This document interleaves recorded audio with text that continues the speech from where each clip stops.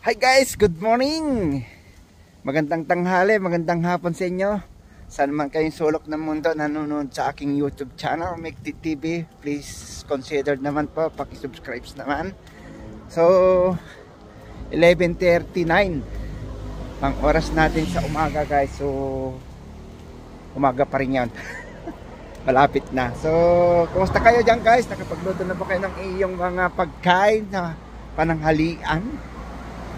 So yun na nga, dahil naambon, malamig ang panahon at syempre pupunta tayo ng 7-Eleven dahil dumating na yung ating order na yun, housing ng aking cellphone kasi ng aking cellphone guys lagi kasing nahuhulog pag nasa bulsa ko, lagi nalalaglag, madulas. So samahan nyo ako at kukunin natin. So share ko lang po dahil ganito yung ka-legit yung ating 7-Eleven na talagang saludo rin ako sa 7-Eleven guys dito sa bansang Taiwan kasi karamihan ay dito na nagpapadala yung dito nagpapadala yung mga dito lang, mga package o pwedeng lutong pagkain around Taiwan lang guys, kahit saan man sulok ng Taiwan ay talagang makakarating. Yun lang naman talaga yung ko guys. Wala pa naman akong sa tingin ko sa akin dahil tiwala talaga yung 7-Eleven guys pag nagpadala ka dyan. Kasi pag pera hindi nila inaano yun, hindi nila tinatanggap pag pera yung ipadala mo na cash. So yun. At pero kung mga package talagang sigurado makakarating guys. Kumbaga sa madaling salita, walang budol. Oh, grabe ningal ako. So tara, dahil hinihingal na tayo at grabe, sanay maglakad. So sama niyo ako guys. At medyo banayad na paahon to, paakyat. So yun lang yung ating mai-share dito sa bansang Taiwan dahil dito 7-Eleven alam ko naman siguro na sa ibang bansa hindi ko rin alam na kung ano naman yung dun sa 7-Eleven sa kanila. Alam ko naman na around the world may 7-Eleven, pero syempre sa mga ganitong bagay, yung mga magpadala ka ng package or magpadala ka ng halimbawa sa Shopee ka umorder sa mga online sale, pwede mo lang i-address yung guys, bigay mo lang yung code ng 7-Eleven kung saan malapit sa'yo at doon nila ibabagsak yun. Tsaka pwede mo namang yun, doon din ang bayaran, depende sa kung bayad muna bago pero sa akin kasi guys, ginagawa ko kasi pagdating na yung item tsaka ako bayaran doon sa 7-Eleven kasi hindi mo rin makukuha yun kung wala kang pambayad, diba? Ika nga. So yun, tara guys at samahan niyo ako. Tara, let's. So guys, malapit na tayo. Grabe na ulan. Ay, naulan na ambon. Oh, na ng kalsada ngayon. Kasi kainan na. So, samahan nyo lang ako guys. At mamaya, doon naman tayo sa bahay kakain mag-uulam tayo ng tuyo at saka itlog. Wow, sarap. So, ganito yung 7-Eleven sa amin. Ayan, maraming pagkain. Ayan, itlog na niluto sa green tea. Ayan, pwedeng sabaw, may hotdog. Ayan, ito maligamgam. So yan, mga tubig, ito pagkain. So marami kasing tao doon kaya hintay lang natin na maubos yung mga tao nila. Ito, yan, kung pera namin pinag-uusapan, ipadala mo sa dito sa bansang Taiwan, pwede mo na i-transfer ATM to ATM na lang, ganun ginagawa. Tapos pag sa Pilipinas, meron din remittance, yung kung may apps yung ating Pilipino, ano doon, remittance, alam mo, kagaya ng EEC, ganun. Hey! Hi! Mewa! Ayan, meron din ano dyan, Adidas. So ganito yung ano natin, ganito yung 7-Eleven sa malapit sa akin. Yung iba mas malaki pa, guys. Siyempre dahil nandito tayo sa may ano, countryside. So yun, may mga tinapay din dyan.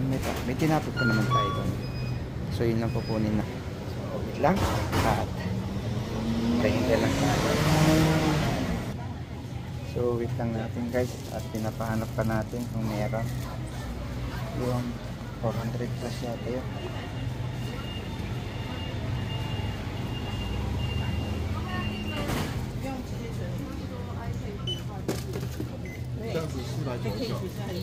Supaya.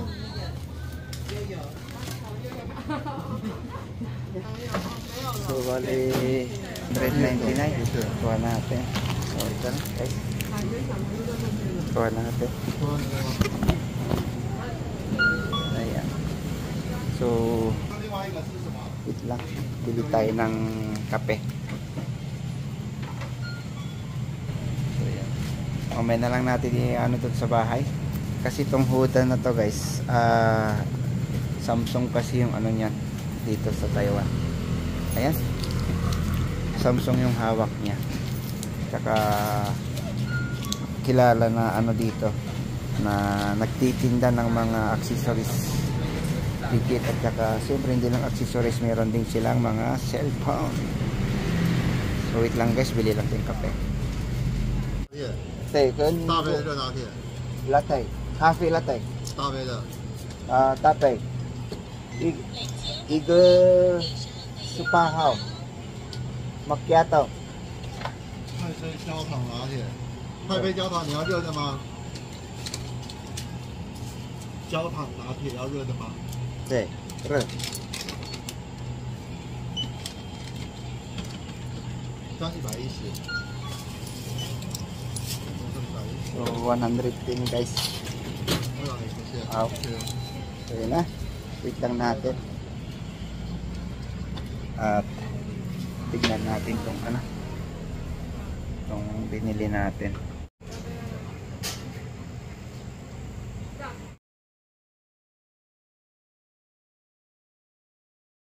Legit, guys, ito yung Huda yung company na ano, na kilala rin na nagtitinda ng ano dito sa Taiwan. So sa online namin pinili to. So yun, guys, at kita-kits na lang po tayo sa bahay.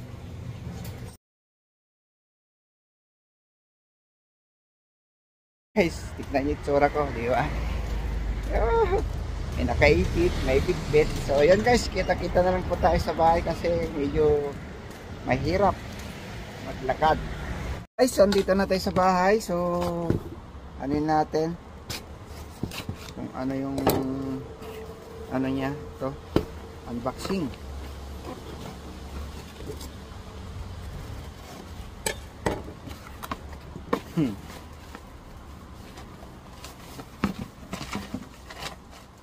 Ito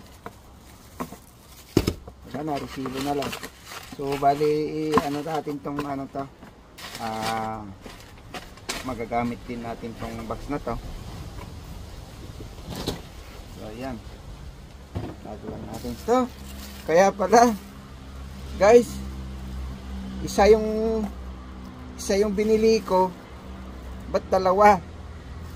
May free isa. Ayun o, Note 20 Ultra. O nga, guys, isa lang yung binili ko pero dalawa yung binigay. Grabe, hindi ko in-expect yan. Isa lang talaga yung ano namin. So packaging pa lang, legit na.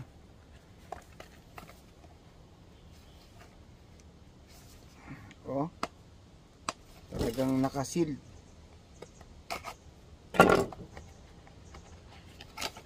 Oh,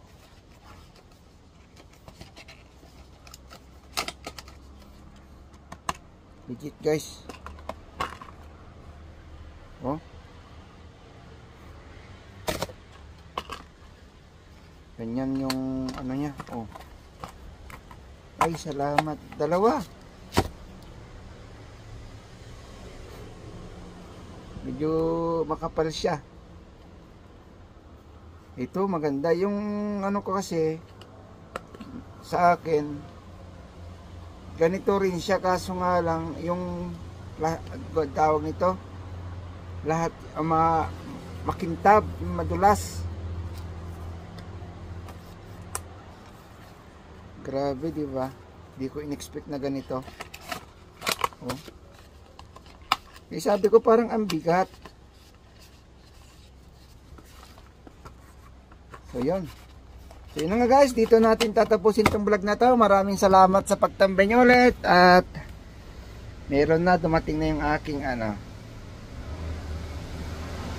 At maraming salamat po sa panonood nyo. Thank you so much. Shout out kay kay Huda. Baka naman Huda.